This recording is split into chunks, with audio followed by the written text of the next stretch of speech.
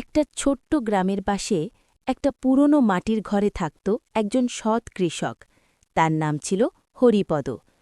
খুব গরিব হলেও তার মনটা ছিল সোনার মতো খাঁটি। তার সংসারে ছিল 2 সন্তান, ছেলে রবি আর মেয়ে মুনিয়া। বাবারে, আজ আবার ফসল ভালো হলো না।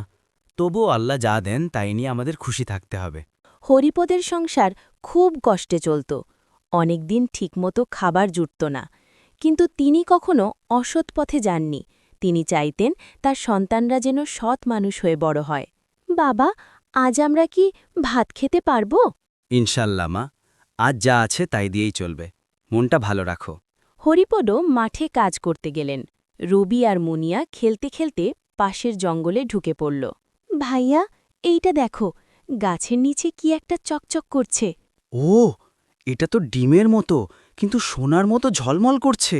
তারা ডিমটা খুব সাবধানে বাড়িতে নিয়ে এলো এবং বাবাকে দেখালো। আরে বাবা, আমি তো জীবনে এমন ডিম দেখিনি। এটা নিশ্চয়ই খুব দামি কিছু। পরদিন হরিপদ ডিমটা বাজারে নিয়ে গেলেন। এই ডিমটা খাঁটি সোনা। আমি এর জন্য অনেক টাকা দেব। ডিম বিক্রি করে হরিপদ অনেক টাকা পেলেন। সেই টাকায় তিনি খাবার কিনলেন, ঘর ঠিক করলেন আর সন্তানদের নতুন জামা দিলেন।